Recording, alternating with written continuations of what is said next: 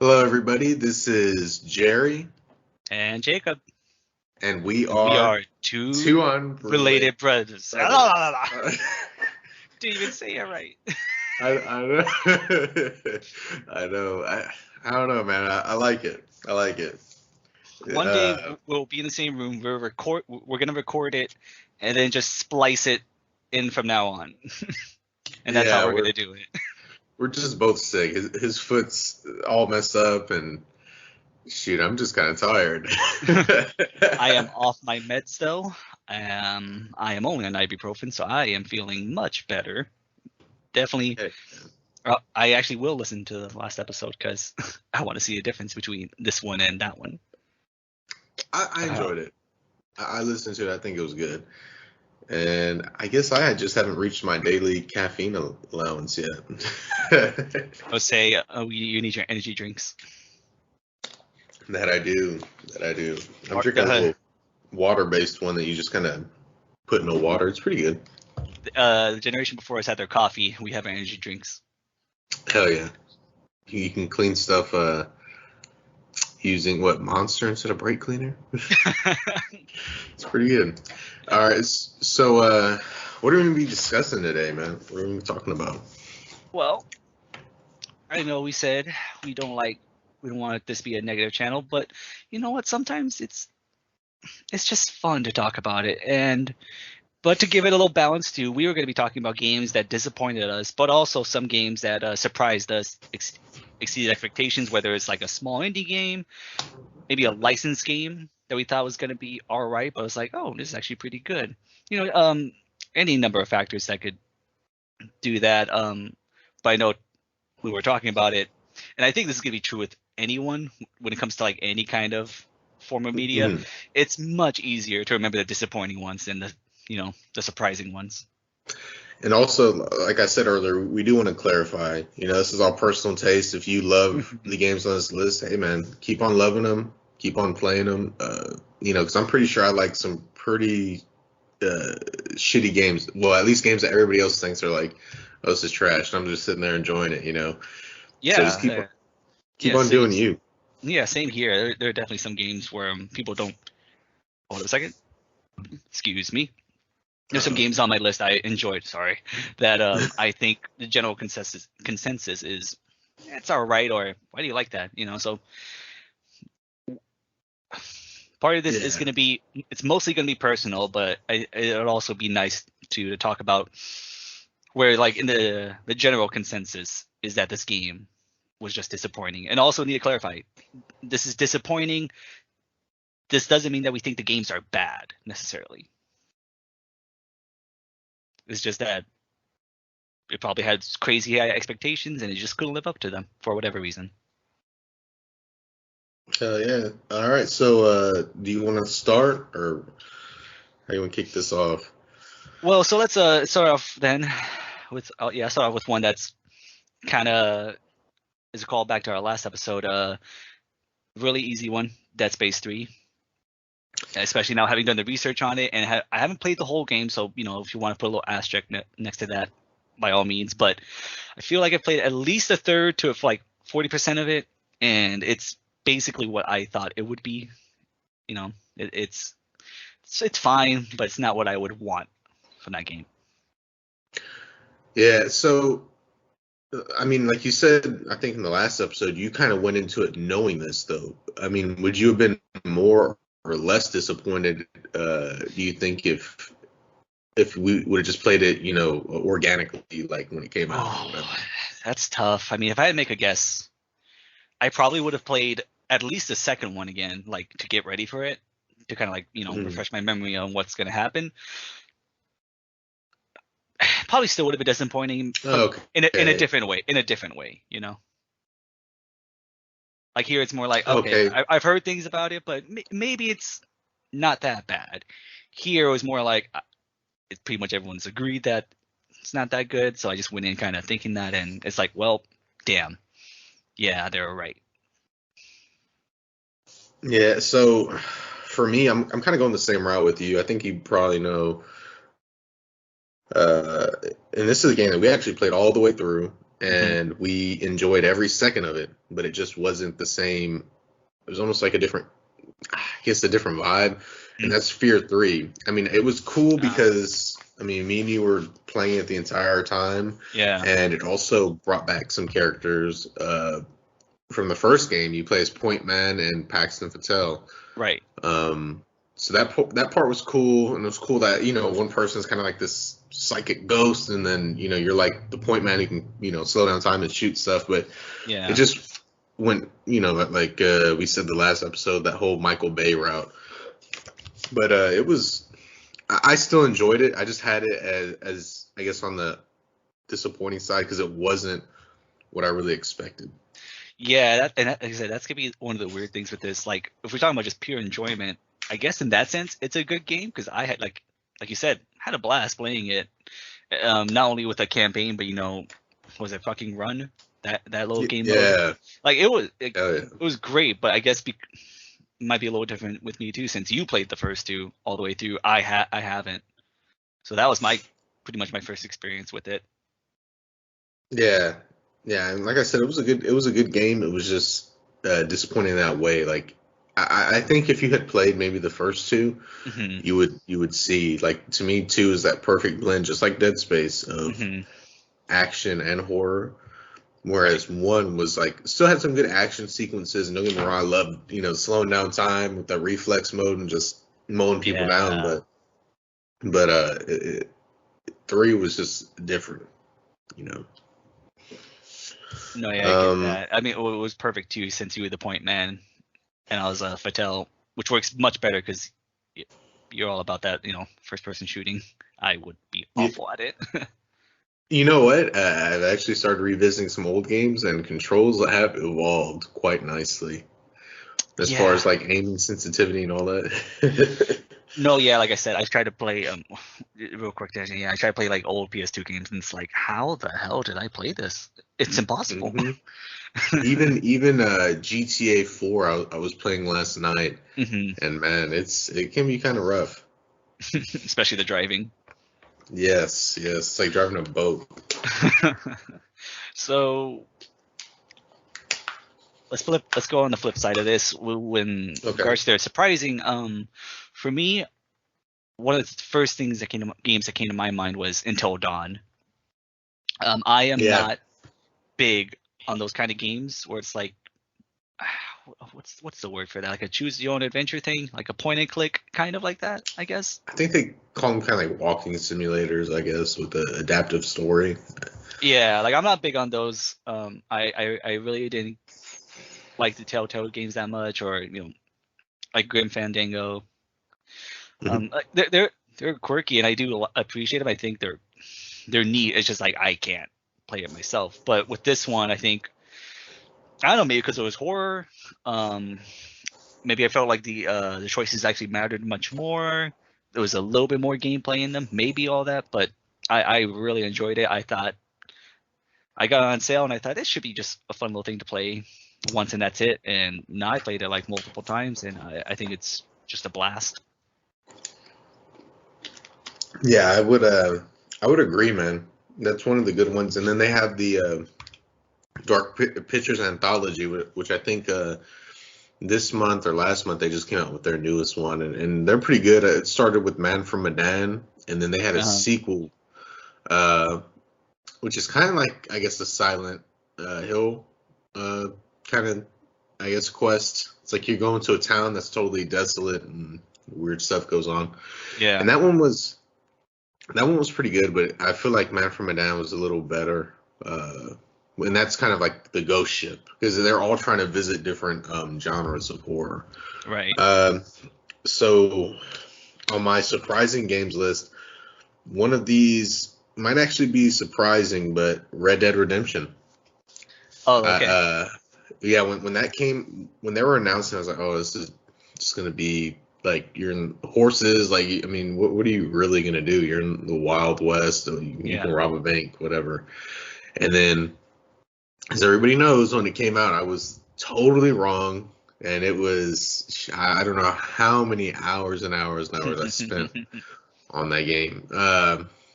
Which, I mean, we played online together. We did just about everything. It was a blast. It really was. No, yeah, I mean, for sure. I guess we didn't realize how good it was gonna be. Me, I wasn't on. I guess wasn't as pessimistic on that one. I remembered the first game, Red Dead Revolver, and I enjoyed it a lot. I knew this one, obviously, they were doing all these things different, but I had high hopes for it. And whenever you showed me, and I got to play like a level or two or a mission or two, it's like, okay, yeah, I gotta get on this. Yeah, for sure. And also, too, I would say, I guess maybe now saying that, anyone would go, well, yeah, no, obviously it was great, but you gotta think like back then, like who knew if it was gonna be good or not? It could have been shit. Yeah, especially because I saw that the tone, because I also played Red Dead Revolver, and the tone shift was so huge. You know, I mean, in Red Dead Revolver, you had a guy that had a cannon on his back, and like, I mean, all these crazy characters. I mean, there's there's even a segment where you're like mowing down little people just as clowns with the minigun. How about that? Yeah, like it was nuts. I mean, and I feel like it kind of got Red Dead Redemption got that vibe back with the Undead Nightmare, because I mean, then they kind of went the campy horror route. But yeah, it was just a total different shift in tones. For sure. I think another one that caught me off guard. If you were aware of the franchise, then this would be like just a game meeting expectations. But for me, I've never heard of the game. And like I said, I think it's definitely for me one of the best games I've played. That's The Witcher 3. I had no idea that this franchise existed until this game. I saw a review. I watched like a 20-minute, video of the gameplay. And I'm like, okay, I'll give this one a shot, and it just completely blew me away. Yeah, I would definitely agree with you there. I didn't have an Xbox as a kid, really, so I had no idea about The Witcher 1 or 2. And I played this one. It was just like, okay. I mean, it was a little different than Skyrim, I'd say. I didn't play too many different RPGs, just kind of the ones that everybody played, like, Skyrim, Oblivion, and the Fallout series. So I hadn't really delved too much outside of that. But yeah, it was cool. I mean, the mutagens and the kind of dancing style of combat, the lore behind all the monsters, and some of the cool kind of was like the hair growth effects, like all the little things, in the environments. I mean, the environments were cool. The only thing I have to say I really wasn't a fan of was the armor. Like I guess some of the aesthetics for the armor was kind of threw me off. But I mean, it was a badass game. I enjoyed pretty much every second of it. But it's on my shame list because I hadn't beat it. My PS4, I think it messed up around that time, and it just went with all the data, and I just didn't want to. Just didn't want to re-go through all that. It's like, going through Skyrim and almost, getting like 70% of the way, and your PS3 shits out. It's like, Yeah, especially with like an RPG like that. It's like, it's not, if it's like single player, like whatever, I mean, that's single player too, but if it's just a linear game, like, okay, I can like power through that and it'll be all right. There, it's like, oh my God, that's dozens of hours lost. Shit, I mean, it could be even hundreds of hours, Exactly. You mentioned it too, and for me, I don't know if this caught you so much by surprise, but for me, Skyrim completely caught me off guard. I totally thought I would not be into those kind of games, and now I'm all about it because of that. Yeah, Skyrim. Skyrim caught me way off guard. My cousin actually called me on 11/11/11, the day it came out. Was like, have you played Skyrim yet? And I was like, no. It wasn't. I mean, I kind of knew of it. Seen the little trailer. But I didn't think, I'm not. I mean, I liked Fallout, and I knew it was the same people as Fallout. But I like guns and the lasers and aliens and shit. And so you gotta play it. So I was like, okay. Got off the phone with him, drove to GameStop, bought it. drove home, and I was playing it. I was like, oh shit, this is actually really, really cool, you know? And a lot of people, I know a lot of people, after that I actually bought Oblivion and played Oblivion, but so I really didn't have any reference. And, you know, I remember talking to you about it, and you just looked at me like I was speaking gibberish. Like, what the hell are you saying? Who are you talking about? What are these names? It was so funny. Like, yeah, like I usually not judge you with things like that because I'm a pretty big nerd. But in that moment, you may as well have had glasses with tape on them. It was just insane what I was hearing. Yeah, like the Greybeards and Dovahkiin, and just like what the fuck, man? This is like Star Trek I'm hearing. Yeah, dude. I mean, I didn't even think about how crazy it must have sounded at the time. But hey, I mean, it was, at least you saw why. Oh yeah, now I love it. It's about to be 10 years. I know, it has man. Come out. That's insanity. For reference, we're recording this the 3rd of November, so in about a week it'll be the 10-year anniversary of Skyrim releasing. Hell yeah. And so on the opposite side, I would like to talk about Fallout 4. Fallout, yeah. So not that it was a bad game, but it definitely came out with, you know, a lot of the glitches and a lot of just a lot of issues, man. The environmental storytelling, I feel like, was a notch below, you know, maybe New Vegas or Fallout 3. You know, and I don't know, man. I just feel like, because, you know, everybody was like, okay, yeah, you expect it to be glitchy, you know, it's Bethesda. But I felt like with Fallout 4, the patina of that started to wear off. And then whenever Fallout 76 came out, everybody was like, nope, we're done. We're done. And that's when a lot of the hate started with Fallout 76, which I heard they're really, I guess, doing something with that, changing it up a little bit. But they just, I don't know, I guess around Fallout 4 and Fallout 76, Bethesda kind of just made some scummy moves. Like, I guess with that whiskey, or what was it, rum? The rum, and then it was there's a whole video on it. It's ridiculous just how everything and anything went wrong with Fallout 76. Yeah, but Fallout 4, it was kind of, I don't know, man. It just kind of missed the mark for me a little bit. Man, the settlement system was so annoying. Yeah, it really sucked, because I thought that would be like the highlight of the game. And I made a cooler, you know, settlement or two, but it's like, oh yeah, but there's so many of them. It's like, okay, I don't really want to mess with all of these. Yeah, it just becomes a hassle. Like I feel like every other mission, it's like, it's getting raided, and you gotta go there. I'm like, god damn it. Yeah, pretty much. But I mean, it was still a good game, and I've still probably put about maybe 150 hours into it. So I did enjoy it. But like I said, that patina was starting to wear off. Yeah, I think kind of the same thing. I mean, I can't remember. Did I pre-order it? I don't think I did, but you know, I waited like a week or two, and I got it. And yeah, at first it was fine, but then like as I kept playing it, yeah, it just kind of it wore out. The novelty of it just kind of wore out. Like, oh, finally a new Fallout. And it's like, the controls are a lot better. The shooting's a lot better. Don't get me wrong. I like that VATS is slow mo now instead of like just pausing. They've added a lot of cool, neat features.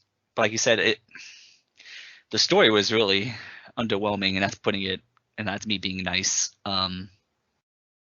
Like what you said, it didn't have a lot of environmental storytelling. It didn't have a lot of wackiness to it, which I kind of missed. Yeah, I do miss that. I guess that Bethesda flair, I'll say. And the DLC, I know you think that New Vegas's DLC is probably the strongest in the series, and I guess I would say Fallout 3 if it had worked properly all the way, because like Operation Anchorage was badass, but because it, you know, stuttered and messed up every like millisecond, it was kind of rough to play. Yeah. At least on PS3, I assume somebody modded that out the PC. And also, thank you for gifting me Fallout 3 Game of the Year edition. I Yeah, appreciate that. yeah, no problem. They Was not finally expecting that. it was on sale, and they finally fixed it to where you can play it without like a bunch of crazy mods. You just need one now on Windows. Hell yeah. But yeah, the reason why I like Fallout 3 is because that Mothership Zeta. That That's was a fun cool. one. That was a fun one. Nice. I will say, at least I forgot which one it was, but on one of those DLC missions, you get to do like a mystery murder thing with like Robo Brains, and that was actually pretty fun. I'll give them that. And that was on 4? That was on Fallout 4. I think it might have been in.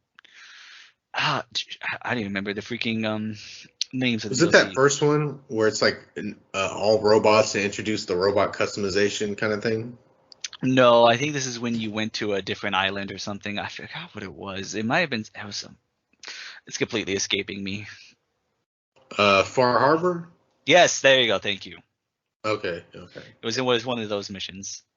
You went to a Now, mansion and it was the whole thing. That was funny. I did enjoy now, that see, one. to me, Far Harbor did bring kind of that vibe back with the whole, Children of Adam kind of side quest and just all Mhm. the new little monsters. And I actually really enjoyed Far Harbor. And then the fact that they're kind of ambiguous with like who all was a synth and not a synth, and like it was cool. I like it. Yeah, they did it. They had a lot of cool ideas, and it was especially crazy looking back at Fallout 3 whenever I was replaying some of that, and they reference it, the whole like synthetic the synths and in Boston and the Commonwealth, and I heard them like, oh shit, they must have had this idea in mind for a while. Yeah, so they mentioned that in the it's like a settlement on Fallout 3 that's like a ship. Yeah, Yeah, yeah, that's where they exactly. mentioned Hmm. the synths pretty heavily. Yeah, like I said, hearing that as playing Fallout 4, that was pretty Yeah. crazy and fun. That was a fun little thing. No, yeah, pretty much agree with you on the Fallout 4. Same as you, probably put a ton of time into it, but I just got bored of it. And I was doing a DLC, and it kept freezing and crashing at a certain point, and that's when I was like, I'm done. I'm not playing this anymore, and I haven't beaten the game because of that. Uh, Now another one I kind of want to talk about is not the whole game, but a portion of the game, and that's with GTA Online, man. Oh, That to me ruined GTA 5. They put out no story DLCs. I heard they were gonna Mount Chiliad has that mystery on it. I heard they were mhm, going to have a story DLC. Now, this is all speculation, obviously, mhm. but they were going to have a story DLC that was going to go off of that, and the mystery was finally going to be solved. But then they start slowly adding that stuff into, I guess, the Smuggler's Run update or whatever. Yeah, And to me, it's like that they just kind of stalled out on GTA 5 because GTA Online was making so much money that they yeah, just wanted to keep on getting more of it. And I feel like GTA Online is the main reason that 5 did not have any story DLC, and that's disappointing for me because I always really enjoyed them. And same thing for Red Dead Redemption. Uh, I, I feel like it's not a moneymaker like Red Dead Redemption 2. I yeah, feel like yeah, it's not a moneymaker like GTA Online is, but I think they are trying to make it that, and they've been trying to make it that, so they haven't really focused on like an Undead Nightmare 2 or anything like that. I mean, that would be freaking awesome. no, I agree with you on those, and I played those modes for a bit, and they are fun, but it's not for me, it's not a substitute for campaign DLC.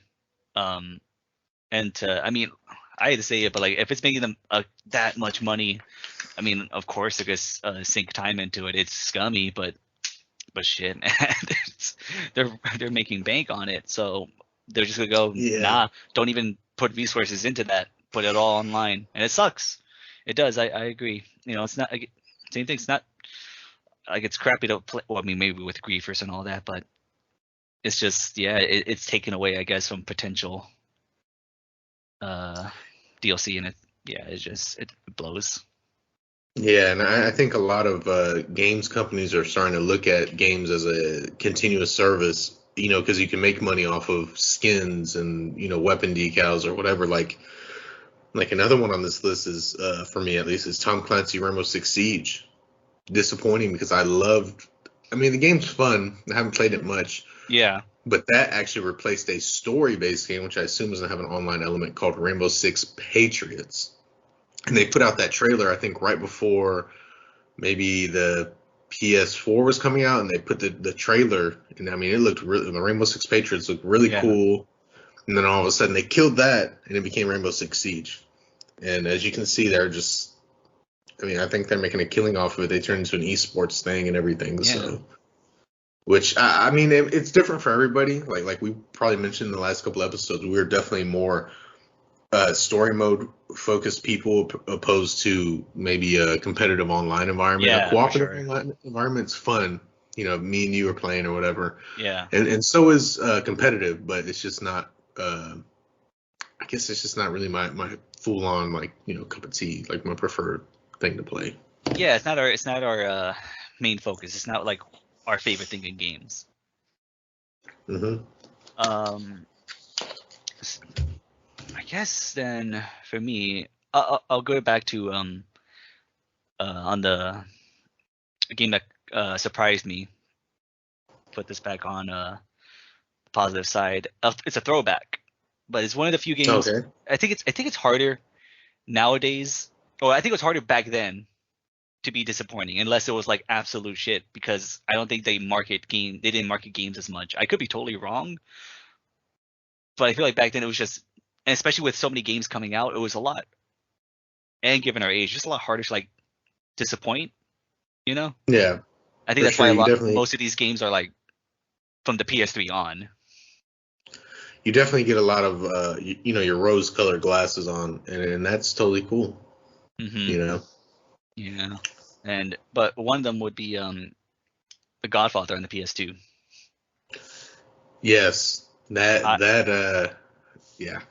even like you said, even when you're like, how old were we? We were probably like we're probably in junior high when they came out. You don't even have that high expectations for it, but you just kind of expect games based, especially on movies. You already have that feeling like, not most of them are good. This one though was really good. I enjoyed it a lot.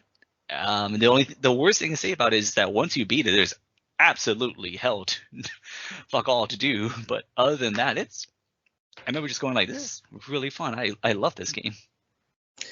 Yeah, actually, so I got that game for Easter the year it came out. That was my Easter present for my mom. Wow. Yeah, That is an odd Easter gift. Yeah, well, so she loves the whole gangster movies, Goodfellas, Okay. That makes sense. Yeah, Goodfellas and Godfather and all that stuff. And I guess it totally surprised me because I don't think I asked for it. Right. And on Easter she got me that, and I was like, oh. And then I think that was the first and last time she got me a video game as an Easter gift. But yeah, man, that one was so cool. I remember playing that for hours and hours and hours. Yeah. And all the cool little weapons and everything. Yeah, it was a good one. That was a good one. Well, for classic for me, that totally blew me away was as a kid, and I probably shouldn't have been playing this as most of my video games, but the PS2 Punisher. I didn't know what to expect, man. But like you said, you kind of had this inkling. Like there are some good licensed games, but a majority of them are gonna be like, okay. Yeah. And so I played that Punisher in the PS2, and I have it now, but I didn't actually know this at the time. After the original release, they came out with a censored and an uncensored version. Yeah. And I think my new copy is the censored version, unfortunately. Because I remember when I originally played it, you could do those interrogation techniques, and after you're done interrogating, you can actually complete it. Well, I remember dumping that guy's head into the chrome paint and lifting it up, and he's just got a shrunken chrome head, which I was like, oh, I was like little, I was like, oh shit, and yeah, so I did it on this one, and yeah, I didn't have that. I was like, God, or throwing that guy in that piranha tank. Oh You yeah, know, like now it's like it goes black and white, and it kind of like does a zoom in shapes. to where you can't, yeah, the shapes or something where you can't like see the whole thing. I know, yeah, Yeah, I remember gonna sound like a fucking boomer right here, going to Blockbuster and like renting that and just like you can see when just went, oh my god, this is amazing. It's like all we played for like 2 weeks. I guess another one for me, a recent one. Okay, this one I think is pretty good. Rocket League. That one came out of nowhere. you know what? And I feel like it was like that for a lot of people. You know, and then Hmm. what kind of came off as, I guess, bashful or ungrateful to me is the Rocket League people came out and said they wish they wouldn't have done the PlayStation Plus. It would have been that they Yeah. thought maybe it would have been bigger, which to me is bashful. I feel like PlayStation Plus is what real. I mean, I don't know if it was out on PC beforehand. Oh, excuse me, beforehand, but Good. the yeah, that to me that PlayStation Plus after that it was fucking everywhere, dude. I remember my little Yeah. brother, he still plays that. I mean, for hours. It's just really fucking fun. It's a throwback. I feel like that's something that would be on the PS2, you know? Yeah, It, I definitely feel like it. There was a lot of like car kind of crashing simulators, like yeah. Twisted Metal kind of games. Yeah, and I agree. I mean, I don't know, like I agree with you with if it wasn't for that it being free on PlayStation Plus, I would not have ever played that game. And it probably still would have found some success, but it wouldn't have been an overnight success. Because because a lot of people just download it just because, hey, it's free. I'm gonna download it just in case. I feel like a lot of people did that. It just took the world by storm. And now Yeah. maybe initially they would have made more money for sure, but in the long run, this was the much better way. What actually happened did wonders for them. So yeah, whoever that was, I think they just need to look at it like that. Yeah. Uh, yeah, that was a good one, man. But now this one's probably gonna be surprising because this game gets a lot of hate. But I have to say, I'm probably one of the only people who play the story in this Mhm. I guess game series, and that's Call of Duty Cold War. Everybody has shitted on the online for this game, talking about how bad it is, and I play it and I enjoy it. I mean, like I said, online's not really my thing, but I'll play it for like an hour or whatever. I got some time, and the story though, I really enjoyed the story. There were some set pieces in there that were freaking cool. It Mhm. tied in the Black Ops series kind of to the Modern Warfare series. There's some set pieces in there that's like, oh shit. Like, I think it's a point that I think you were kind of watching me play Yeah. where you walk into you're like in the secret Soviet base and you open the door to this room. There's just neon lights everywhere. And the Russians kind of made like a fake American kind of town so they could Mhm. practice invading. And that, I mean, that was like, oh shit, this is getting real. Because in Call of Modern Warfare 3 and 2, right? Two. Yeah. They do, yeah, they do invade. And it's a little different look, but it's just kind of brought back those memories. And that was just, and then MK Ultra, like I'm definitely like a conspiracy theorist kind of people. Everybody knows about MK Ultra, the Franklin scandal, all this stuff, and that was just that was awesome. I mean, the story was great, and Yeah. like I said, the online is cool, but I haven't played the ones before that or since, so maybe it is a fall off, but I'm not really sure. Right. Okay. Well, I'm gonna do the exact opposite. I think I'm gonna. This is where I'm glad there's not a lot of people listening. I'm gonna go with a game that I think a lot of people like, or at least has a strong cult following. And I played it, and I was like, it's all right. Um, Psychonauts was kind of disappointing to me. You know what? That's also on my shame list. I have never played Psychonauts. I kind of Um, got out of that kind of game play as a kid, like that kind of Ratchet and Clank kind of thing. yeah. So before anyone, there's like that one person that listens to this and hears that and just like, I'm gonna kill this person. I don't hate this game by no means. I actually love the art style. I love the humor. I really enjoy everything about this except really the gameplay. The gameplay is just very by the numbers to me. There's some nice puzzles in there. Don't be wrong. It's very creative. but it's just like the actual game it's all right, and maybe I think it's because of all the hype I've heard around it. Like, this is amazing, everyone should play it. Maybe I was expecting too much. Maybe I was expecting a 10 out of 10, but it's still solid. I beat it. It was good, but I guess because it wasn't like this amazing game that I thought it was gonna be. And see, I feel like I can't really add too much to that just because I never have played it, but I always heard how cool it was, and I thought the art style was kind of cool. I think recently they came out with the second one, Tales of the Rhombus or something like that. Yeah. Yeah, but I mean, I think you'd like it. I definitely still want to give it a go. Yeah, I would. I mean, like I said, even though it's on my like disappointing list, I think that's mainly just due to the expectations that I had for it, given all the hype for it. I think if I just kind of went in there like, oh, I've heard of this game before, some people like it, I think I would have been less harsh on it. But I mean, I think people should still play it. Like I said, just for the art, at least watch a playthrough of it. Given the art and the humor, it's a funny game. Now I'll go with one too that I know we both. Mm-hmm. I've only played a little bit of it. I think you probably played much more of it too. A game we really were excited for. Mercenaries 2. Yeah, man. You played Mercenaries 2, right? I mean 1, right? Oh yeah. Loved it. That was just whoa. That was like awesome. It was great. So the whole capturing of the deck. That's a simple little premise, but man, it's just super fun.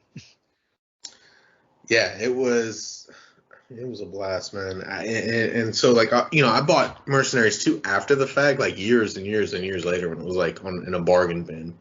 Yeah. Just to be like, hey man, is it like kind of cool?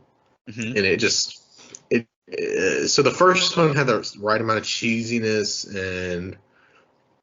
and all that, and the second one was just even the voice acting was even worse. The graphics I feel like didn't really improve, maybe to the point maybe they should have been.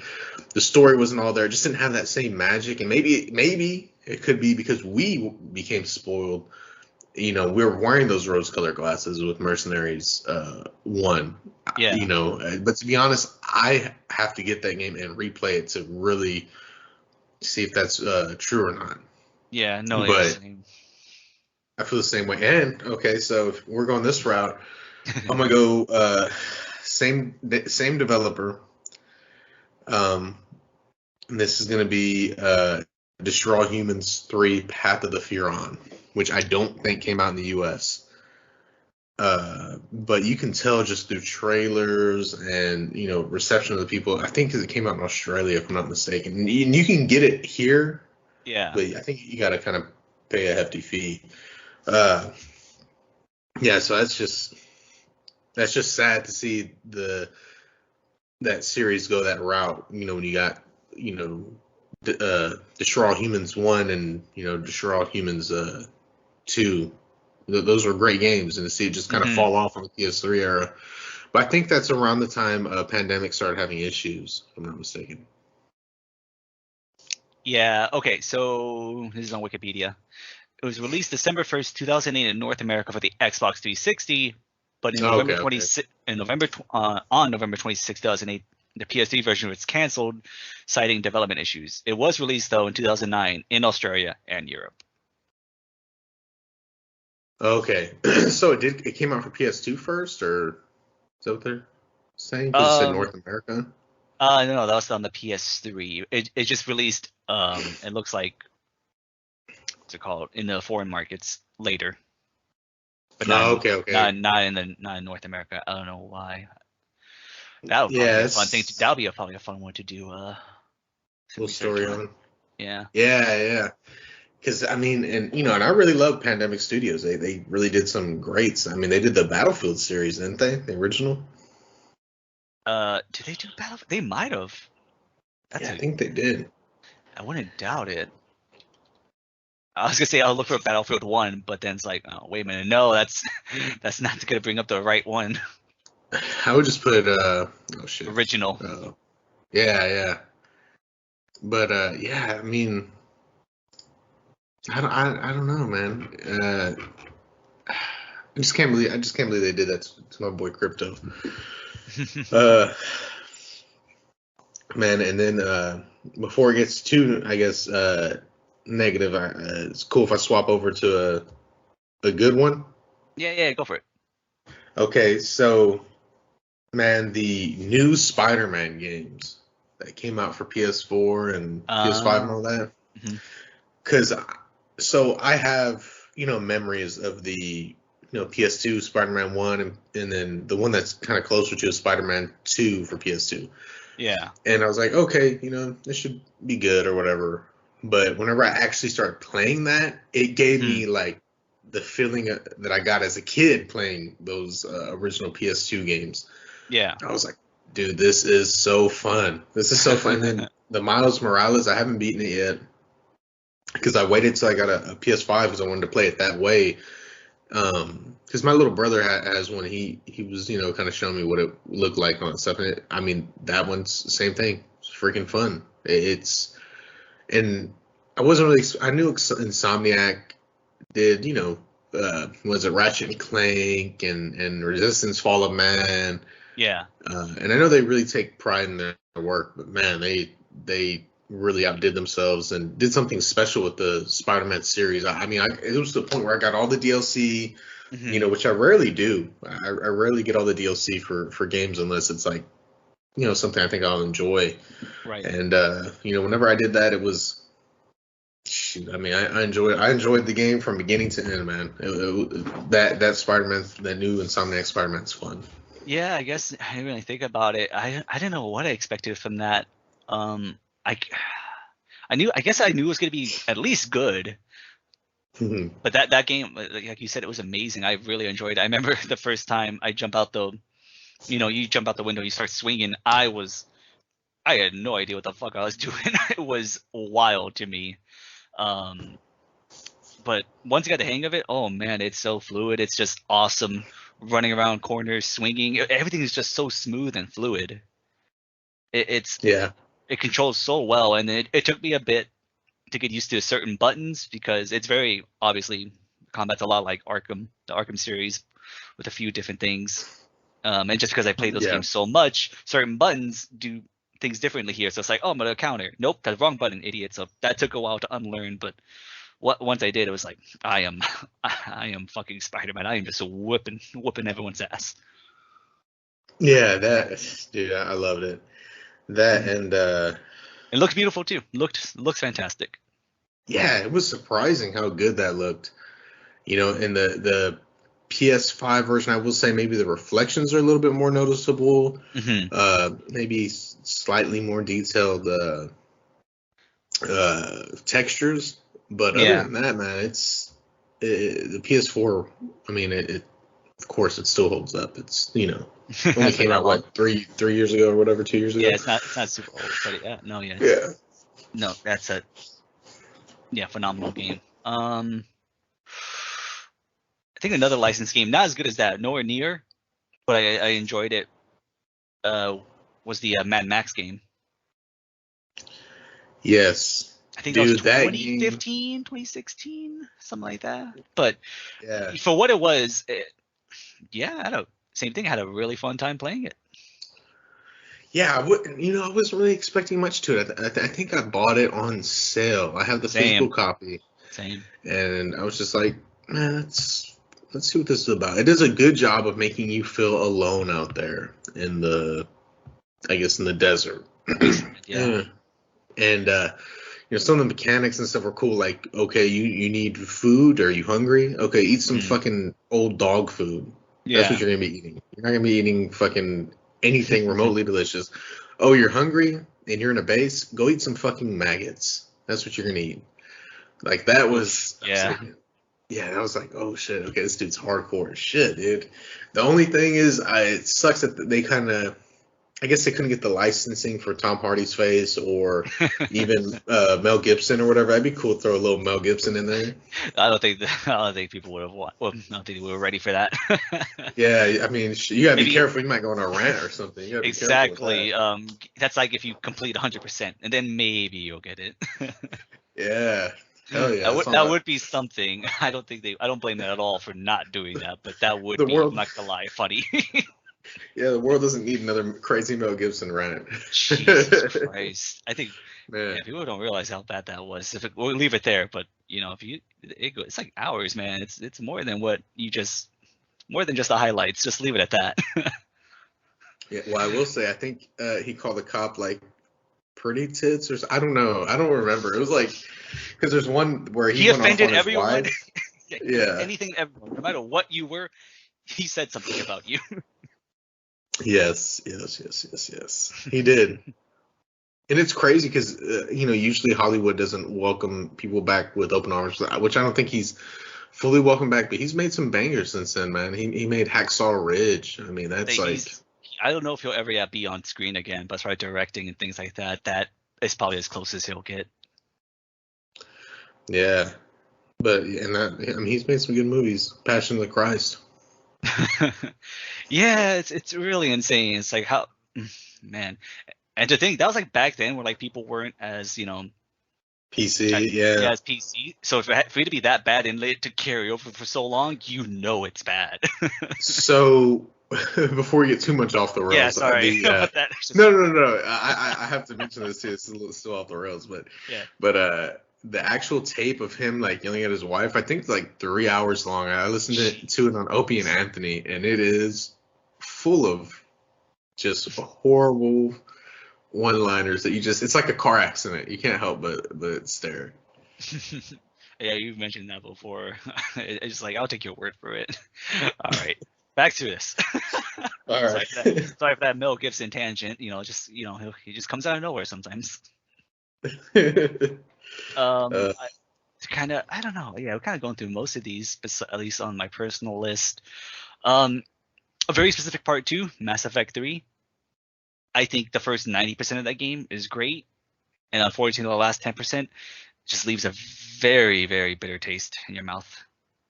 But I think that's because of how much they pushed. I mean, do you think if they would have, because they said like, oh, your decisions throughout the whole series really mattered, and then you get to the end, it's like, okay, do you want red, green, or blue? Yeah, I think maybe if they worded it different, or like, because your decisions do matter, they do, but again, not that last 10%, because based on what you did in the past 2 games, it can greatly change the whole game of the third one. Mm-hmm. But what's unfortunate is that even with all that variety, to have all of that funnel into like such a narrow, ending, that's what's really disappointing. Like even if it was only like 4 or 5 different endings, let's just say it was like still just 3 different endings. If at least they varied enough, it'd be a lot more forgivable. Yeah, and I guess to continue on with that, man, that Andromeda. Now that's disappointing for a whole different thing. Yeah, that's kind of sad that EA just started choosing. I mean, they've been choosing a kind of quantity over quality version of I guess video game making, and kind of scaring developers like, oh shit, they can shut me down. I mean, yeah, this basically killed them for a bit, the franchise for a bit, until they did the remastered trilogy. Yeah, that's unfortunate. Which I'm glad. I mean, apparently it's great. I want to play that, but and then I hate too is that doesn't do well, and then for them it's like, well, I guess people don't want to play single player games. It's like that's not the issue. Yeah, well, okay, I'm about to drop a massive nuke. This is one that, as far as overhyped games, I think no one expected to see on this list. Oh dear. And you can't be mad at me. You have to promise we're 2 unrelated brothers for life. What is this? Let's see. Oh. It's Cyberpunk 2077. We're all sad, Jerry. That's on the list. We're all sad. Yes. I haven't played it. But you okay, so I actually beat it. Yeah, it's just full of glitches. I assume it's getting better, but to be honest, I just haven't really. I already beat it. I beat it in its glitchy state, and I really don't want to go back and rebeat it. There are certain things they played up, like those kind of mantis sword arms that if you don't even need, like, you don't really. It doesn't matter if you get them or not. It's not a big part of the game, I guess. it just it was a mess. It really was. But I don't know. I would like to get a more powerful PC and kind of play it and see how much better or worse it is. And Yeah, you haven't seen anything about it, or you haven't played it, or at just all? the memes mainly, Yeah, but and then just the hours long videos of like all the bugs, all the terrible AI, just the broken yeah, mess it is on PS4 and Xbox One consoles. It's just like it's basically unplayable almost for a lot of people, and yeah. It's that's fucked up. And for them, I remember too hearing like it runs surprisingly well, and at the time you're like cool. Now it's like what the fuck then were you expecting? Not for it not to even launch. yeah, yeah, pretty much, man. And I don't know. Hopefully, maybe with the PS5, I guess upgrade or whatever, it gets a little better. But yeah, it was. I don't know. Like my biggest thing is they made it seem like the world was gonna be so open and alive and this and that. Yeah, And I didn't want to really upgrade my cars or do really anything in the world. Um, yeah. yeah, just kind of. I was definitely drinking the Kool-Aid for a bit. Yeah, dude. I mean, I remember I was working at another company when the which I think I was in high school when the first trailer dropped, if I'm not mistaken. No, yeah, And you then showed me it. That was like in 2013. yeah, so we were fresh out, Hmm. and I was super hyped. I think The Witcher had just came out. We were like, hell yeah, we got a good studio. Like, because I remember when The Witcher came out, man, they like gave you stickers and a thank you card and even the music CD. Like, like you could tell they're really Yeah, appreciative, and went well above and beyond what's expected of a developer. And then I'm not gonna lie, I want to say I got the digital version of Cyberpunk, so I'm not sure if they gave you that same kind of care that they did in the last one, but playing that one, right. it was just, I don't know. I guess the hype just got to him. Kind of like that No Man's Sky. Here's the crazy thing too. That's on my list too. Haven't played it, but that was like on the overall thing. Here's Hmm. the thing though. At least now, I think everyone's like, yeah, this is the game that they were talking about when they were like, promoting it. Like this is what we expected. So now it's like It's I want to play it. Like it's for a while I didn't want to because it's like no, y'all fucked up. I don't want to support that at all. But now hearing all of this, and I think finally on Steam, like it finally went from like mixed to overall positive with reviews and stuff. I when it's on sale, I kind of want to give it a shot finally. yeah. I think I might go ahead and bite the bullet on that.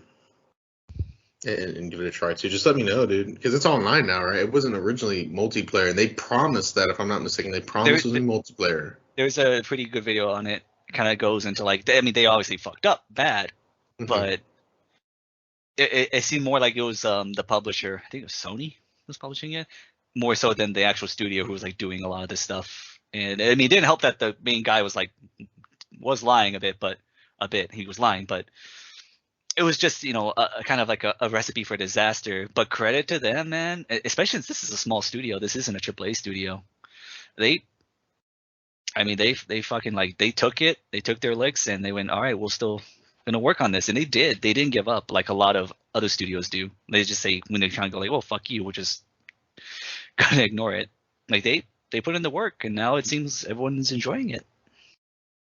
It's definitely good. They Because were on the able to flip keep side of that, themselves. oh yeah, Uh-huh. yeah. Oh, sorry, didn't mean to interrupt you. No, you're good. You're good. Yeah, because on the flip side of that, to me it's not disappointing because I just had a gut feeling it wasn't gonna be good. But I guess not this bad. Anthem. It was the same thing except nothing happened. No positives were What? taken away from it. Which is Anthem like a mech game or That was something like the that? that was that EA game where like you could fly around and shit. Oh, and they supposedly added that flying around at the end, so it wasn't like really tailored Yeah, that well or there's something. Yeah. yeah, like the fucking developers didn't know what they were making until they did like the not the EA, the E3 trailer, and then like, oh, okay, so this is what we're doing. Like that's fucking insane. Okay. Yeah, that's what I'm Cool. saying. Like that's insanity. No wonder it fucking bombed. You know, Yeah. Damn, that is fucking crazy. Okay. Yeah. yeah, just I've fuck. heard about it, but I've never like looked into it. It just, I don't know, man. I feel like sci-fi shooters got to hit a certain kind of way for me to get interested. And I Yeah. feel like that one just wasn't even on my radar. You know. No. Yeah. No. I get you. And here's the one that's pretty forgotten about. Um, The Order 1886. You know what? The Yeah. Order 1886 I got for $5. Hmm. And so I will say it's a beautiful game. The Oh shooting is yeah. tailored, the story's on point, but the story is so like short that if you would have paid $60 for this, Yeesh. yeah, and I mean it's fun, it's cool. The lore they built this crazy lore. I think Tesla's still alive, like making fucking weapons and like and there's some cool set pieces. I mean, it was up there as far as graphics and with Uncharted 4. Like it's good. It looks beautiful. Yeah, it's stunning. It's a good game, but I would have been a little mad if I would have bought it You full think maybe price. if they were like, this is like episode one, it probably would have been a lot better. And Yeah, obviously not, and obviously not $60. yeah, and I would like to see more from the lore and the storytelling because there really was something there. I think Jack the Ripper was still in there, but I don't think they kind of went into that too much. It was just in the background Yeah. because it's been maybe a couple years since I played it, but it was a fun, cool game, innovative weapons, um, and just cool lore. I enjoyed it, but at the same time, yeah, it was. If I would have been mad if I would have paid $60. All right. Okay. This one's hard, man. Because I tried playing this game twice. I really wanted to like it. I really did. Are you dropping a nuke? Are you about to get us some hate? No, it's polarizing. It's a polarizing game. I think if people were to hear any opinion on this, they'd go understandable. Um, Okay. Death Stranding. I really wanted to like this game, and Oh, I played so much.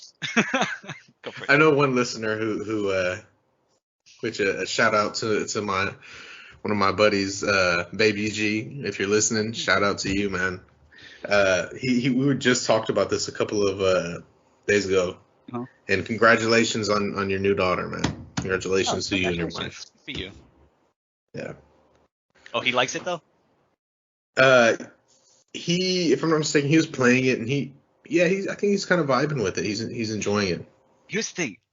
It's kind of the opposite of what I was expecting. I was expecting the gameplay to be just a drag, and it kind of is still, but then the story to carry it. Because from all the trailers and stuff, it was just like just some Lovecraftian, typical Kojima shit. Let's just go with that. And this is like, yes, I'm all about that. I love Metal Gear. I love all that shit. If it's nonsense but it's entertaining, I'm fine with it. And it is nonsense, but it is, my personal opinion, poorly written. The dialogue is so bad. I do not like it at all. And it's crazy enough when delivering packages is kind of the highlight of the game. It's just kind of peaceful. You get into a nice little groove, a loop. And it's just oddly satisfying, especially when music's playing in the background. It's just peaceful.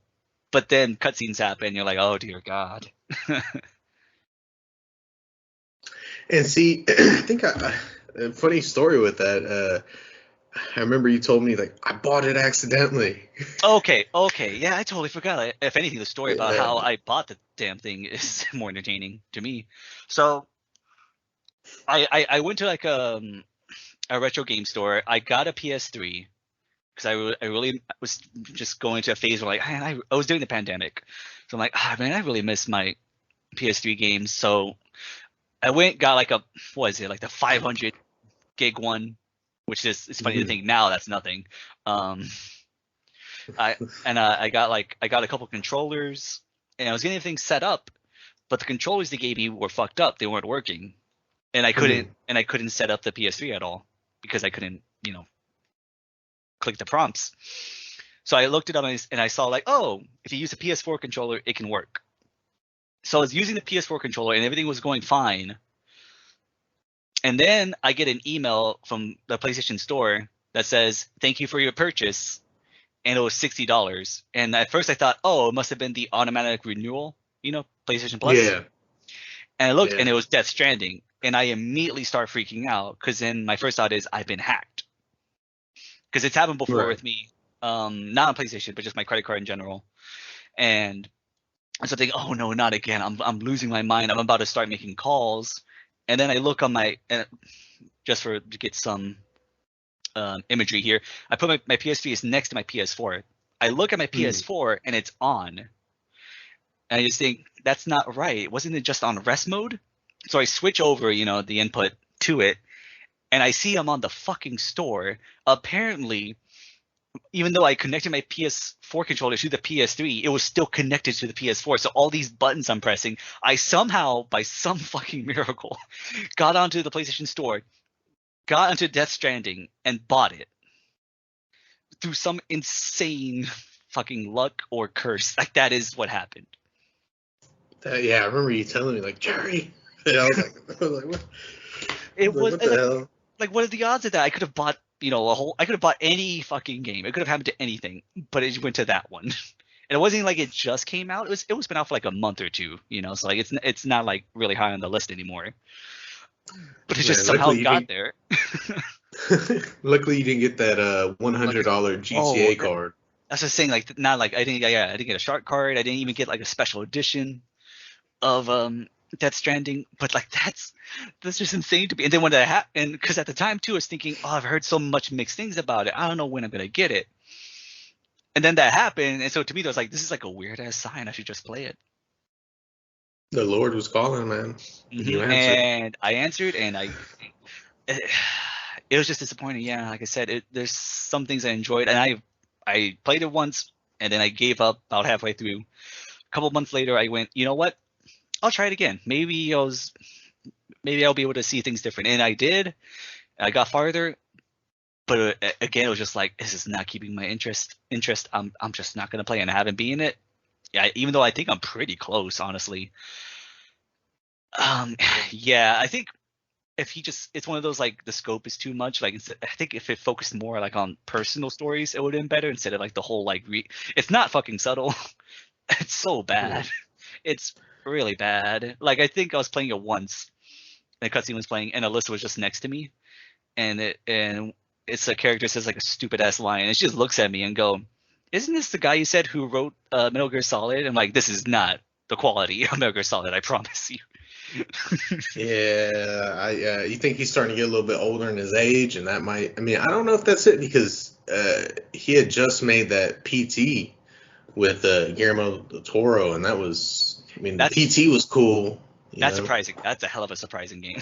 Even if I guess a demo or a teaser or whatever. That definitely took the world by storm. Yeah, and that's like on a list of horror games, even though it's just a freaking demo. Like, yeah, that was cool. That's insane. I don't know what it was. Maybe he had no one telling him no, which can happen even to like the best of creators. You need like some kind of pushback. You need some critique. When it's like, it seems like, whenever you just get the full green light, you kind of get lost and just maybe consumed by your own vision, and you're like, everything's fine. You basically go George Lucas with it in the prequels. Where it's just like, no one's lost in the sauce.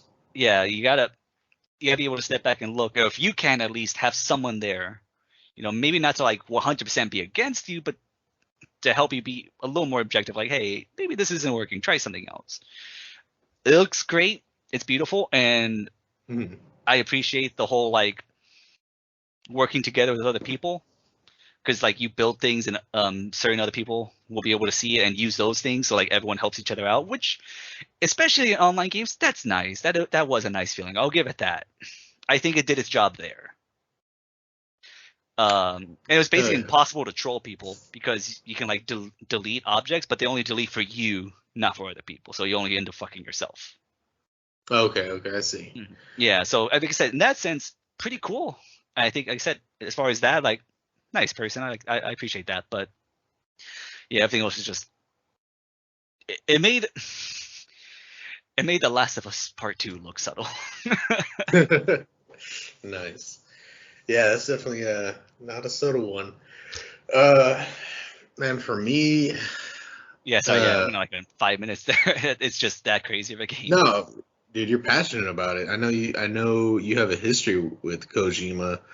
You're one of the reasons why I continue to, because I originally played MGS2 before I met you, and then you're kind of like the way you talked about it and everything. I went ahead and played, I think, every game in this series You did, except for the PlayStation portable ones. Oh, Peace Walker. Yeah, I think no, because I have the HD collection on the Vita, but I don't think it came with Peace Walker. Maybe it did, but I haven't beaten Peace Walker. Okay. Or Acid. I haven't beaten Acid either. Mm-hmm. So yeah, for me, one that's kind of personal to me is Life is Strange 2. Man, I really loved the second game. It's definitely a story player game. Walking simulator with it's a good story, man. I mean, it's definitely probably not for everybody, but I really enjoyed it. And the second one came out, and I was like, hell yeah, I'm gonna beat this. I'm gonna play it. Yeah. And it was just so heavily politicized. And I don't want to get into politics here. This is video games, but I play video games to kind of forget about the real world. I don't, when I'm playing, I don't care what's going on. Republican, Democrat, whatever. I don't care. I'm trying to have some fun. I'm trying to learn about this kid that's got a superhuman power. Not be pounded over the head every 3 minutes with whatever you got to say. So that one's kind of short and sweet, but yeah, Life is Strange 2 was a miss, and then I just beat Life is Strange 3 like a couple of weeks ago. That one was good. I actually really, really, really enjoyed that one. Awesome. Definitely back on track. And it's kind of like you kind of want somebody to you kind of want them to go back to the original kind of Max, the girl in the first game, but they do have characters who do come back through the series. If I'm not mistaken, even 3 had somebody from one of the previous games, if I'm not mistaken. But I know 2 did for sure. 2 had a surprising character that showed up, which is kind of cool and it's kind of sad because it was, well, I don't want to get into too much of the story, but it was cool to see that person, but it was also sad. Yeah. But so Life is Strange too. I remember. Yeah, you were talking about that for a while, just like, and it's not even like you hated it. It was just more like, oh man, they went too much here, and just like, if they just did something else, it would have been great. Yeah, and I still beat it, and the ending that I got was kind of sad. But yeah, I really do enjoy those kind of games. No, yeah, it's definitely more of your bag. No, yeah, I mean, every game has like its own agenda and messages and stuff. It's just like, just don't beat the person over the head with it, That's really where it comes down to me. Even if I completely disagree with it, as long as like it's somewhat nuanced, then it's like, okay, you know what? Different perspective, I get it. But it's when like you're like, nope, this is it, and this is what we're gonna do. It's like, that's where it kind of rubs me the wrong way. Yeah, and another quick one that it's not really like I would say a full-fledged game, but Rick and Morty VR didn't hit the way I like it. So I like that other game they made, Trevor and Trovar. Like I beat that. Yeah, that was pretty cool. But Rick and Morty VR was just, I don't know, it was just kind of, I just didn't enjoy it, man. I just felt like I was sitting there, getting sweaty with the VR headset being called stupid, and I was like, I don't like this. You're a Morty. That was it. It was a Morty simulator. Yeah, well, yeah, I guess so. But yeah, I mean, it was okay. I guess especially because I played Trevor and Trovar first. Yeah. I was expecting a little bit more than what I got with the Rick and Morty VR. Gotcha. No, I get you. Here's one when I was like looking up like older games that were disappointing, because I'm like, okay, surely there's some older game in the PS2 era that was like disappointing. This surprised me. Apparently Enter the Matrix was a disappointment. What? Yeah, I remember loving that game. Absolutely fucking loved it. But yeah, a lot of people did not like it. It's not even at best a mixed, reception. And now I'm scared. And now I'm scared to play it again. I think I still have that, man. If you want to borrow it, because you got a PS2, right? Yeah, I got PS2. I think I still have my original copy, believe it or not. Me too. I think I do. Yeah, but I remember I was reading that. I'm like, Oh shit! I don't know. Now I'm gonna be. I don't know if I want to. Maybe I'll leave it be. But yeah, that caught me off guard. Yeah, because I really enjoyed that one. Man, another a good one for me is that, and I think it's on your list as well. We were talking about it before this episode. Uh, Ghost of Tsushima. I didn't know what to expect with it, and I don't think you did either. And that was fun. It was badass. Yeah, I guess as far as story and stuff goes, I didn't know what to expect, and as far as like the actual story, it's fine. I did like it a bit more when it focused on him and his uncle. I really like that. That the whole like invasion thing. That's just there's characters like that's just whatever. It's very bland to me. Yeah. But I think what everyone was mainly focused on, besides obviously being a samurai, having all these sword fights, was just the aesthetic. And boy oh boy, that is, it's not the best looking game, as far as being like realistic, but it's fucking gorgeous. And I think it does look pretty, especially when you get like in a field full of like flowers and stuff. Oh yes, dude, it is cool. I mean, to me, it does look good. Yes. God, like Alyssa loved watching me play this. Like, this looks like a fucking movie. Like, I think that's the idea. Yeah. And it is, because then there's like a whole cinematic mode that pays homage to these older, I guess, kind of samurai, kind of movies, or kung fu movies. The Ronin, all that. Yeah. Black and white one. Yeah, and I think it's homage to a specific director too. I don't really remember. I know exactly what you're talking about, but yeah, I can't think of it right now. But yes, 100%, that's it. And yeah, it didn't seem like they were doing it just to be like, we're woke. Like, they wanted to do this, and they put in so much effort, and it, like the whole like haikus and stuff, like it's silly, but it was nice. Just like, it was peaceful, just be like, after all this killing, just like to sit down in like this beautiful landscape and go like, all right, let's just be at peace. Yeah, and I think they really did. I mean, I'm not of Japanese descent or anything.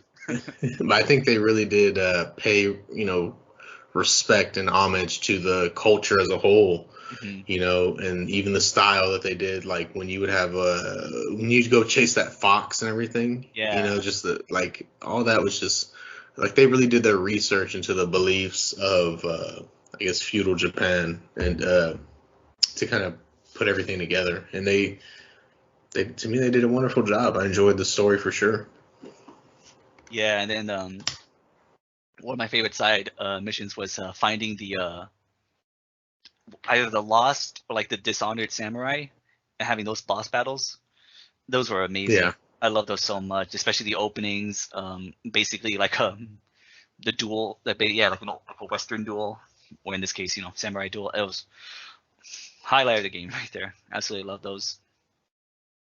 I liked all the different armors. It's insane the amount of bandanas and shit you can get. Yeah, they really did a good job stylizing all that. I like how you can even wear your torn and tattered armor from the very beginning of the game, or you can wear your father's armor with the cool deer horns and antlers. I just love the style of the game. It's a fun thing, and I know they added a co-op, which I haven't played yet. We should try that. Yeah, we should give that a try for sure. Let me see. What else do you got? Let's see here. One that caught me off guard is Middle Earth: Shadow of Mordor, that Lord of the Rings one. Yeah, I haven't beaten that, but it's a good game. Yeah, I remember the old games. I think it was specifically the Two Towers on the PS2. That one was like amazing. I remember loving the shit out of that game. And yeah, it's just been forever, obviously, since a new one has come out. I saw that. I've heard inklings of it, but I'm like, oh, it finally came out. I wonder if it's good. And then I've heard like, oh yeah, it's really good. And it got on sale for like $20, and I platinumed that shit. I absolutely love that game. Yeah, it's definitely got that Arkham Asylum vibe, because I know you really enjoy that kind of gameplay as far as like just button mashing and something badass happens. And it's brutal. It is brutal. I do like that. Had a lot of fun with photo mode. I don't really mess with photo modes a lot in games, but that one for some reason I was able to get I felt a lot of good shots in. No, yeah, just same thing too. Another licensed game that just kind of got me by surprise, and it's really cool seeing how the AI worked and remembers you if you die or things like that. That was neat. Yeah, and they power up depending on if they kill you or not, or Yeah, you can brainwash certain ones and then have them infiltrate and get higher ranks and stuff. Yeah, that was a cool one. I haven't played the second one, but it seems like they still did pretty well. But it got some hatred for the what is it? The microtransactions? Yeah, I think they pretty heavily paywalled the ending, from what I remember. It was really bad. That's why I didn't get it. Yeah. And then they updated it to where nothing is in there now. I played a little bit of it, but I guess I was busy with other games and never finished it. But I still have it. Oh, another one though. Speaking of that though, that even though I guess it's better now, man, the fucking whirlwind that happened when this first came out, Battlefront 2. You're talking about PS2? No. EA. PS4. Oh yeah. That was insanity because I think the first Battlefront was I guess it was fun, but it was just really disappointing. And then you see all these things from the second one, and then you're like, okay, this is gonna be really good. I just hope they don't, try to put a shit ton of microtransactions. And it was worse than I think anyone would have expected. When big review companies are bringing it up, it's bad. It's really bad because they usually will not bring that up. Yeah. But IGN, Game Informer, those are the two big ones I can think of right now. But the first two sentences they mention it, it's like, holy shit, it's really bad, because they'll usually just give it a pass. But they just couldn't because it was awful. I remember a lot of the people being pissed off about all the microtransactions. To be honest, I didn't really play the first and second one until my little brother got it, and I just kind of borrowed it from him. It was something I just, I remember playing the first and the second one, and the second one with all the space battles and all that stuff. But this one I just never really got into it. But yeah. And then this was, of course, the origin, sense of pride and accomplishment. This is that game.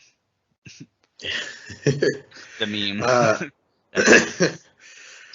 I still believe the most downvoted comment in Reddit history. I think that still stands.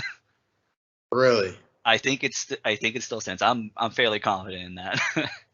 And who did that? Who gave that comment? Was it the? It was one of the. I don't know if it was a developer or a moderator or whatever. But yeah, they were having obviously a AMA on Reddit, and I think what they were hoping for, this is everyone's theory, they were gonna do this and have it be like a shit show from all of the fans, so that way you can go look at this, look what we're dealing with. This is nonsense. Of course they're outraged. They were just babies, but for the most part, everyone was just being really civil about it. Why is this so bad?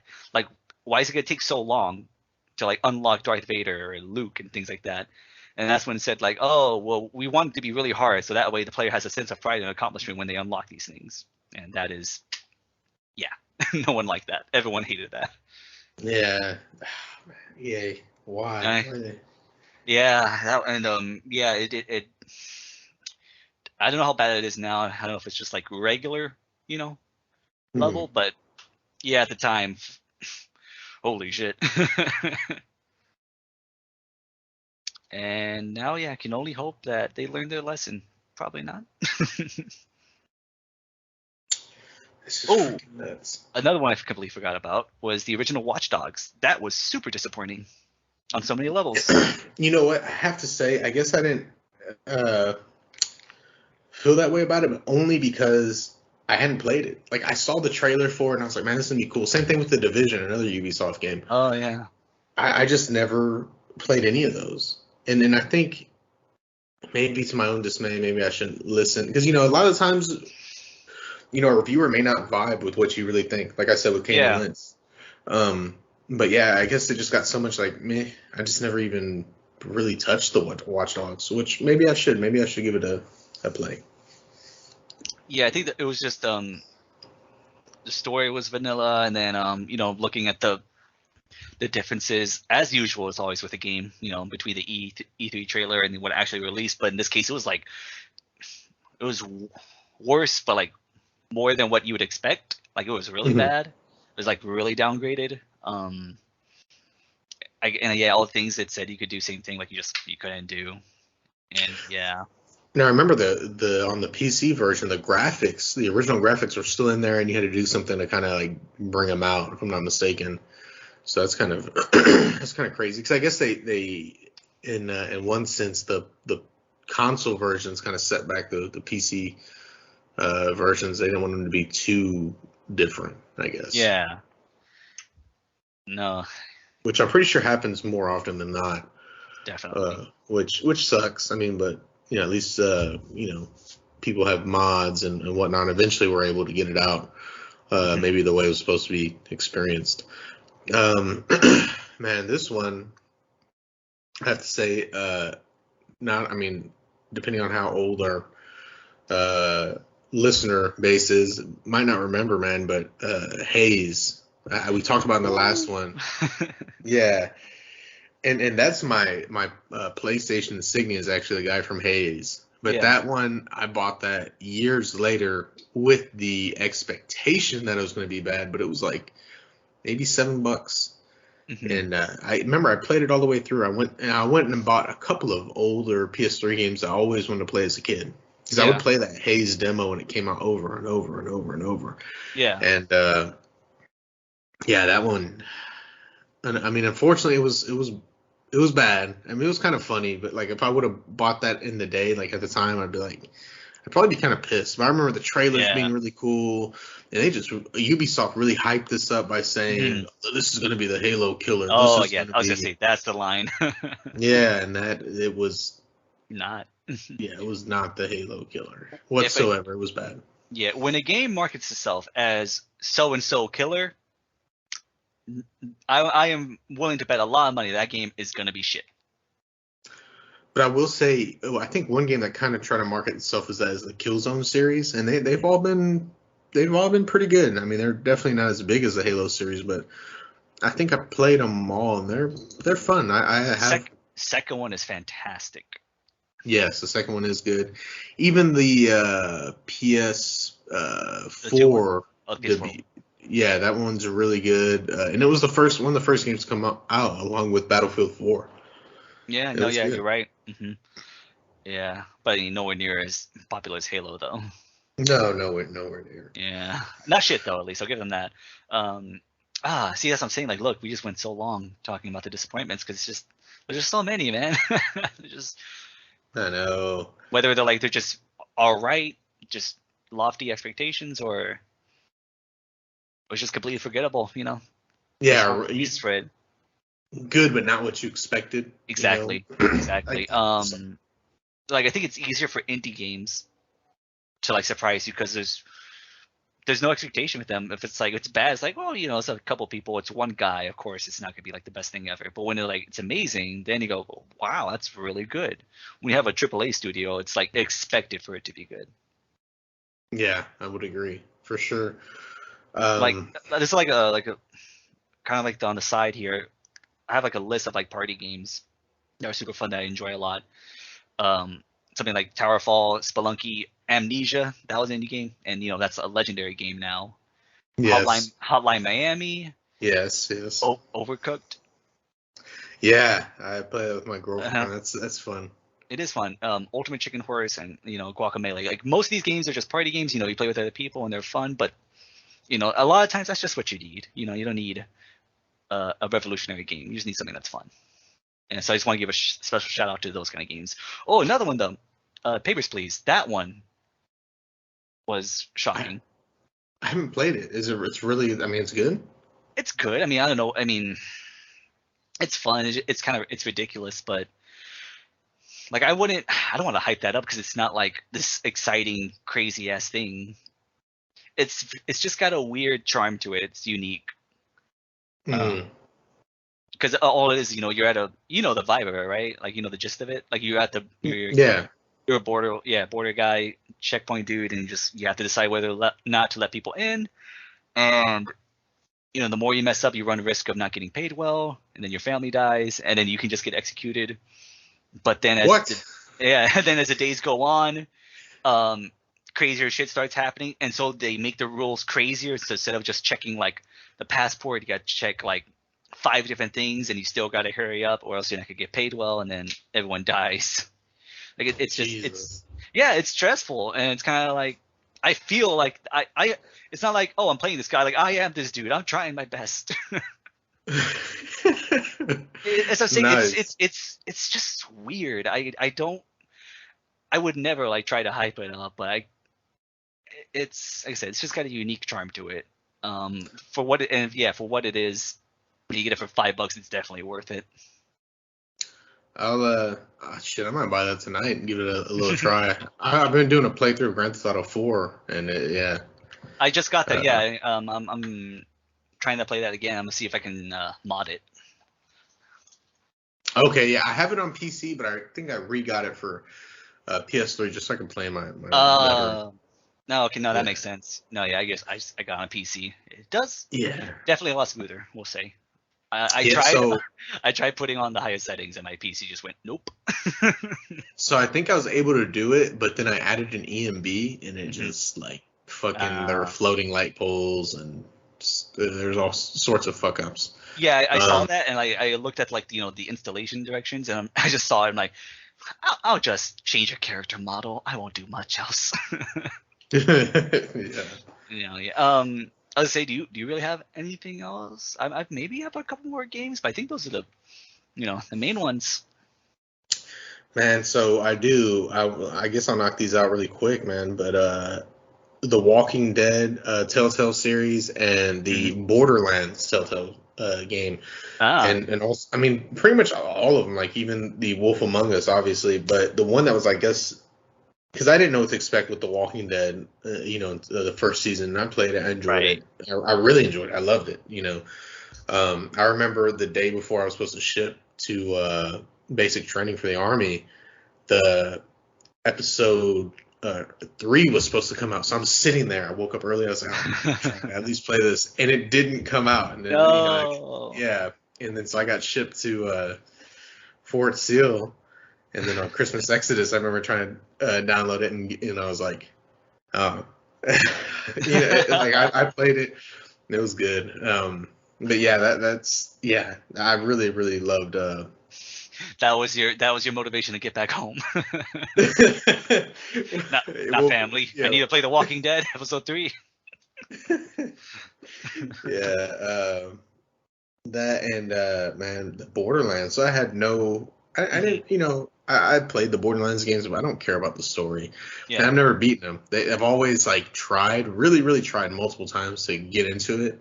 Uh-huh. And they just, they just didn't really grab my attention. Okay. You know what? I'm glad you said that, because I've tried playing Borderlands 2, and it's just like, it seems fun, but I don't know. It's not vibing with me.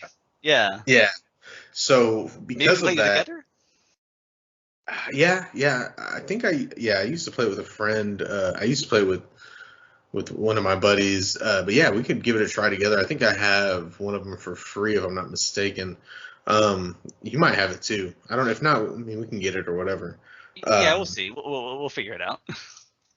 But that Borderlands on PS4? I don't think I have it on PS4. But I mean, shit, we can buy it on PS4 and see, like the Handsome Jack collection or whatever. Yeah, it might be that. Maybe I'll try it on PC, because I feel like obviously that'd be a lot better. Okay, yeah, we can do that. We'll figure it out. Yeah, for sure. But the Borderlands Telltale series really gave depth to the world, and I enjoyed it. It was a hell of a lot of fun. Yeah, I think when it came out, a lot of people were like, "Oh, this is gonna be like the weakest one," but it turns out like it's probably like one of the strongest ones they've done. Yes, so I haven't played all of them, all the Telltale games. Like I didn't play season 2 of Batman, and I didn't play a couple of others, because they had a Back to the Future one. I never played that, and they had a Jurassic Park one, if I'm not mistaken. I haven't played that. Yeah, those were two I believe that Telltale came out with that I just did not play. But yeah, the Borderlands, man. Even the first season of Batman was good. Yeah.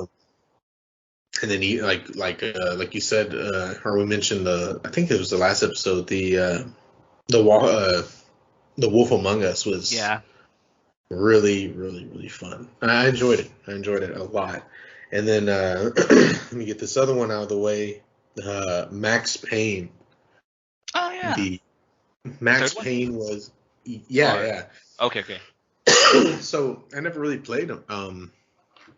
Played them all before this, and I just knew it was Rockstar. Didn't really expect too much, but once I actually played it, man, there were so many one-liners and like just the style, like that was. I mean, it was a blast. And we told this story, where we were playing and I shot that dude and he was the last guy, and I guess it went through his head and came out of his asshole. like literally, it was perfect.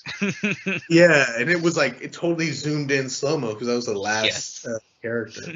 I wish the PS3 had the recording ability because oh my god.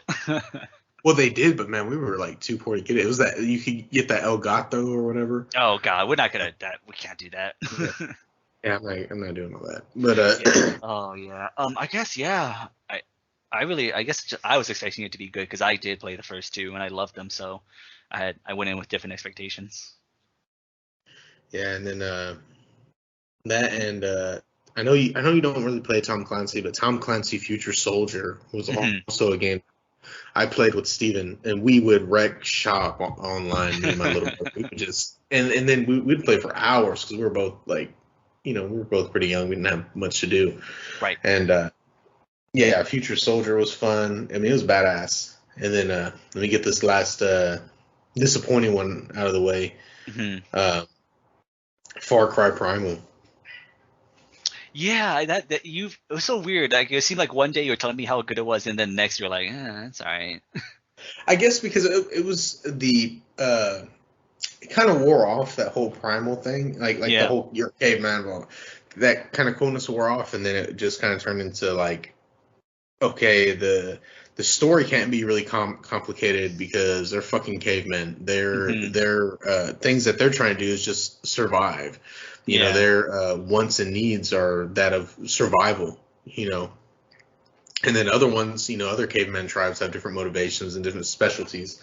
Like some of them use poison or whatever. Some of them use fire, and they just kind of want to be the top dog and get slaves or whatever. And you're kind of like the jack of all trades, Earth tribe, and you just kind of want to survive. And your guys seem pretty good. I mean, they had some funny characters, and one thing that I have to give them props on that was really cool was they got some like linguists that I guess specialize in older languages to come up with a Proto-European language. So it's not exactly like English, but like I think you could really.